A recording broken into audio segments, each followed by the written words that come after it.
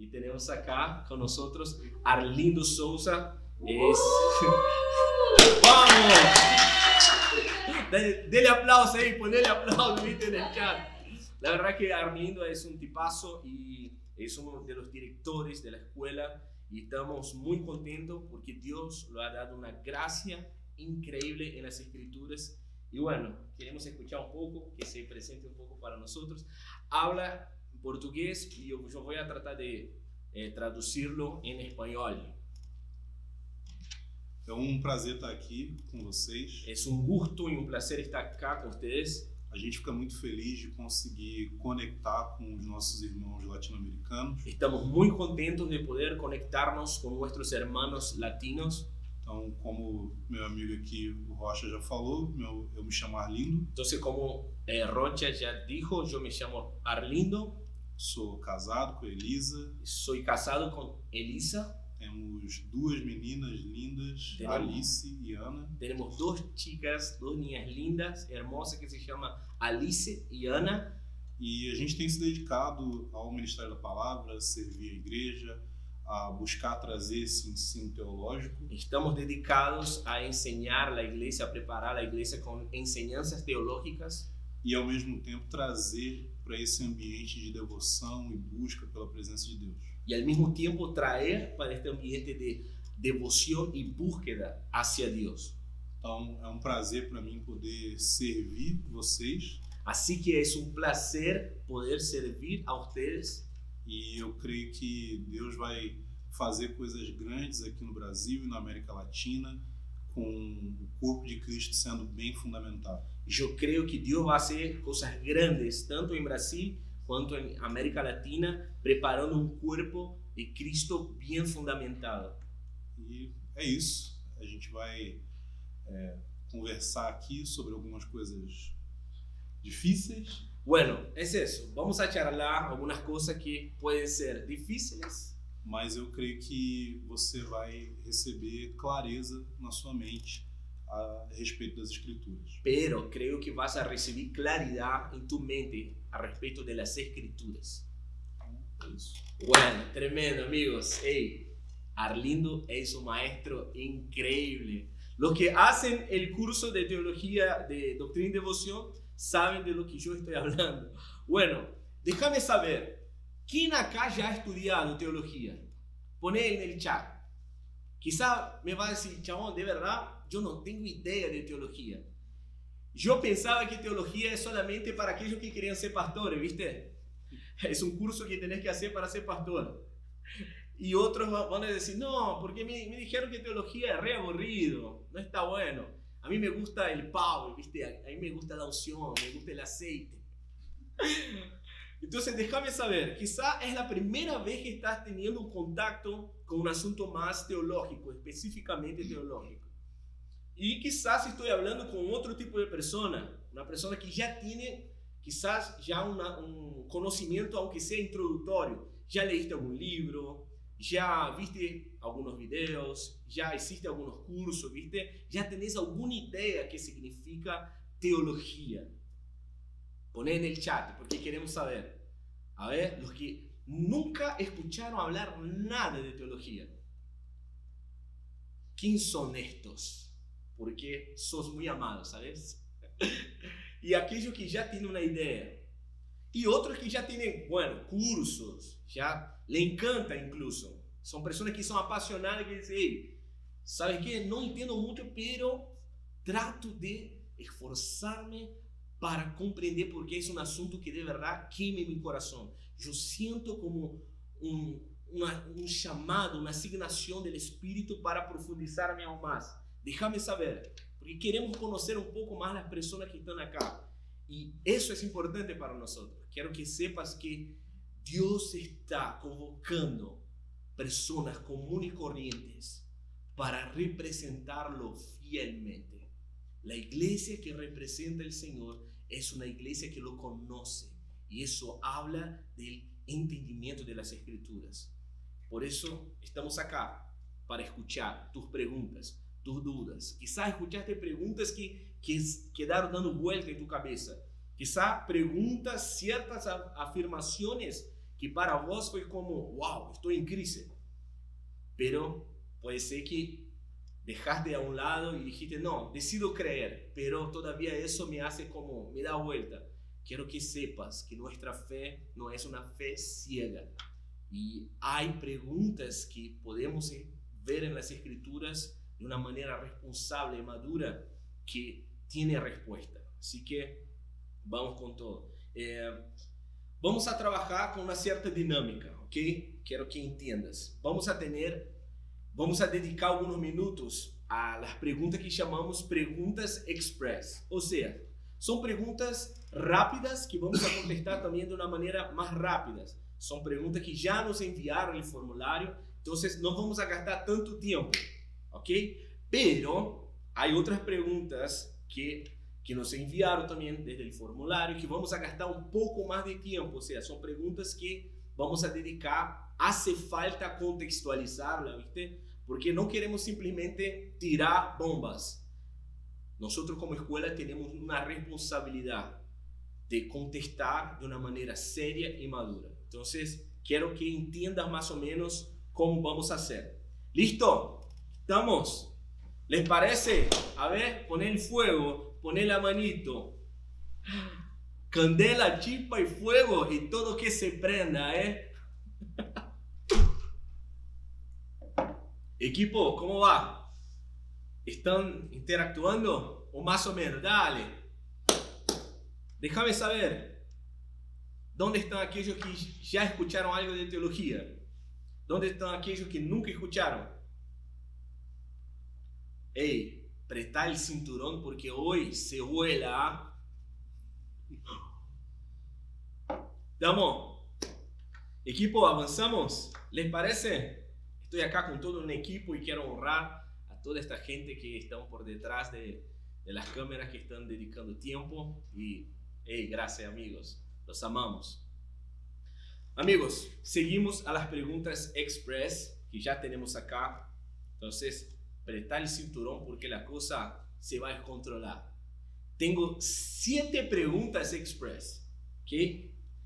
Entonces, algunas seguramente ya escuchaste. Y vamos a arrancar ahora con la clásica.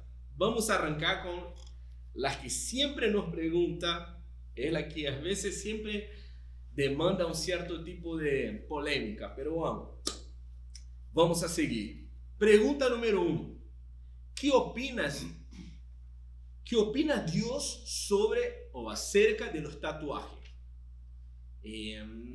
Son varias preguntas en una. ¿Y me lo debería tapar si sirvo al Señor? Ya que me piden que los oculte. Entonces, ¿entendiste o quieres que yo... Dale, entonces Arlindo ahora nos va a ayudar. ¿Cuál es la opinión acerca de los tatuajes a la luz de las Escrituras? Primeiro essa e depois arrancamos com a outra. Ok, então essa é uma pergunta muito comum. Esta é uma pergunta muito comum, né? E essa dúvida ela surge a partir de uma passagem bíblica de Levítico, capítulo 19. E esta dúvida surge justamente a partir de um passagem de Levítico, capítulo 19. Capítulo 19. E ali no capítulo 19 de Levítico fala que não se deve fazer marcas no corpo. Entonces, justamente ahí, en el capítulo 19 de Levítico, nos habla que no se debe hacer marcas en el cuerpo por causa dos mortos. Por la causa de los muertos. Existe contexto cultural onde isso está sendo falado. Entonces, existe contexto cultural que está sendo hablado que diz respeito a práticas dos povos que viviam ao redor de Israel. Que eso habla de las prácticas de los pueblos que vivían alrededor de Israel. Israel sendo povo sacerdotal, bueno, Israel siendo pueblo sacerdotal, Deus orienta para que eles se diferenciem das nações ao seu redor. Dios orienta a Israel para que sea diferente de las otras naciones que estaban a su alrededor. Mas nem todas as leis que Deus deu para Israel se diferenciar das outras nações, pero ni todas las leyes que Dios dio a Israel para ser diferente de otras naciones são aplicáveis para nós hoje. Son aplicables para nosotros hoy. Porque nós somos de outras nações. Porque nosotros justamente somos de otras naciones. E dessas outras nações, Deus nos comprou pelo sangue do seu Filho. Y nosotros que somos de esas otras naciones fuimos comprados por la sangre de su Hijo.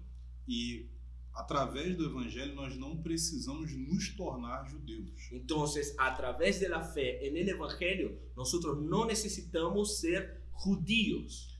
Então, assim como Deus fala para que eles não façam marcas no corpo por causa dos mortos, Entonces, así como Dios habla que instruye a Israel para que no hagas marcas en sus cuerpos por la causa de los muertos, ele também fala que eles não deveriam cortar a barba, Dios también habla que ellos tampoco deberían cortarse la barba. fala que eles deveriam guardar o sábado Ellos deberían también guardar el sábado e várias outras práticas y muchas otras prácticas que tem a ver com aquilo que nós chamamos de distintivos étnicos.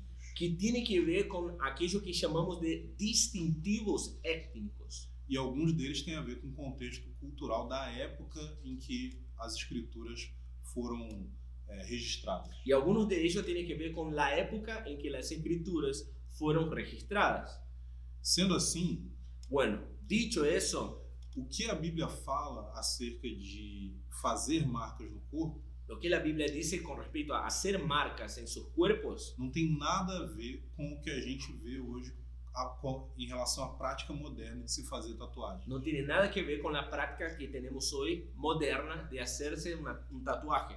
Mas, obviamente, você deve buscar orientação na sua igreja local e respeitar as direções que os seus líderes dão. Pero obvio que tenés que buscar una instrucción y respetar y honrar la posición donde estás con respecto al liderazgo. E isso, na verdade, já responde a segunda pergunta. Y eso ya trata de contestar la segunda pregunta, que es, ¿y me los debería tapar si sirvo al Señor? Se há um pedido para que você esconda essas tatuagens, Si hay un pedido desde el liderazgo para que te esconda este tatuaje, e esse é o lugar onde você acredita que Deus colocou e te ligou ao corpo de Cristo, y crees que este lugar es el lugar que Dios te plantó en el cuerpo de Cristo, mostrar as tatuagens ou fazer tatuagens não é tão importante quanto estar ligado ao corpo. o sea, mostrar tu tatuaje o hacer un tatuaje no es tan importante comparado al pertenecer al cuerpo de Cristo. Mas se você acha que é errado a exigência, Pero si te parece que es un equívoco que el liderazgo te exija eso, converse com os seus líderes. charle con ellos. Así que es, dale. Vamos para el número 2, al punto. ¿Cuál es la versión de la Biblia que más se apega al original? A versão bíblica que está mais próxima do original La versión bíblica que está más cerca del original é o máximo de versões bíblicas que você puder ter. es lo máximo, o sea, es una función de otras versiones bíblicas que puedes tener. A verdade é que toda tradução La verdad es que toda traducción implica implica algum tipo de interpretação. en algún tipo de interpretación. Então, a coisa mais sábia que a gente pode fazer Entonces, la cosa más sabia que podemos hacer ahora mismo é comparar as versões diferentes es comparar las distintas versiones para que, através dessa comparação, nós possamos chegar a entendimento maior do texto bíblico. para que a través de esas interpretaciones podamos llegar a un entendimiento bíblico. A única opção a isso La única opción a eso é você se dedicar ao estudo das línguas originais. es dedicarte al estudio de las lenguas originales. Então, é isso. Entonces eso. Número 3. Noé y sus hijos, ¿cómo pudieron poblar la tierra nuevamente? Essa é simples. Esa es muy sencilla. Se você prestar atenção no que diz no texto bíblico, Si prestas bien la atención en lo que dicen en el versículo bíblico, diferente do que acontece com Ló quando ele sai de Sodoma, diferente de lo que sucede con Ló cuando él sale de Sodoma y Gomorra, porque as filhas de Ló tentaram levar os seus cônjuges e não puderam porque eles não queriam sair, donde las hijas de Ló intentaron llevar sus parejas que ellos no quisieron salir de ahí, os filhos de Noé levaram as suas esposas. los hijos de Noé sí llevaron sus esposas. E essas famílias estavam dentro da arca. Y estas familias estaban adentro del arca. E foi assim que eles conseguiram povoar novamente a terra. Bueno, y fue así que ellos lograron poblar nuevamente la tierra. Muy bueno. Hey, ¿qué les parece todo eso? Vamos que la cosa se está poniendo seria, ¿eh? 4. ¿Cuál es el contexto histórico o la razón de Pablo para prevenir de que la mujer aprenda en silencio? Esa es polémica, ¿eh? Hay gente que... Bueno. Bom, primeiro a gente precisa levar em consideração o contexto do que está acontecendo ali. Bueno, primero tenemos que pensar en el contexto que está sucediendo en este pasaje. E no próprio contexto da vida de Paulo. Y en el propio contexto en la vida de Pablo. Paulo, ele deu apoio a mulheres que tinham um ministério proeminente. Pablo dio todo soporte a mujeres que tenían un ministerio increíble. Mesmo casais onde o marido e a esposa atuavam no ministério, como Priscila e Áquila, aún parejas donde la mujer estaba más actuante, por ejemplo, como Priscila y Áquila, Paulo nunca encarou isso como um problema. Pablo nunca lidió eso como un problema. Mas existe algo que vai fazer com que isso se torne um problema. Pero existe algo que puede hacer con que eso pase a ser un problema. Que é quando a autoridade do marido, que es cuando la autoridad del marido é de alguma forma minada, de alguna manera prejudicada, siendo prejudicada, diminuída. Bueno, el problema está cuando la autoridad del marido empieza a ser prejudicada. Porque a mulher está trazendo de alguma forma ensino na igreja. Porque la mujer está de alguna manera trayendo enseñanza hacia la iglesia. Não que a mulher ensinar seja errado. Não que la mujer enseñando sea algo malo. Mas Paulo está falando a respeito de um papel específico dentro da igreja local. Pero Pablo está hablando con respecto a un rol y una función específica en un local. Que é de estabelecer quais são as doutrinas que uma igreja local vai acreditar. Que é de estabelecimento de uma doutrina que a igreja vai viver. Nesse sentido, Paulo alerta a igreja ali. Então, neste sentido, Pablo traz como um alerta a essa igreja. Porque essas mulheres não deveriam discutir doutrinas com seus maridos publicamente. Porque estas mulheres não podiam discutir doutrinas com seus maridos publicamente, mas deveriam se submeter à doutrina da liderança da igreja local. Pero sí deberían submeterse a la doctrina de liderazgo local de la iglesia. E discutir e conversar e questionar. E charlar e discutir dentro da sua casa, na privacidade do seu lar, com seu marido. Dentro de sua casa, juntamente com seu marido, no contexto de família. Então, o foco aí não é o ensino da mulher. Então, acá o enfoque não é a enseñanza da mulher, mas é a dinâmica do casal. Pero sí a dinâmica da pareja. E a relação disso com o ensino estabelecido por uma liderança local. E a relação que há de uma enseñanza que estabelece doutrina a uma igreja local. Bueno, muita luz, 5. Que são as bodas do Cordeiro?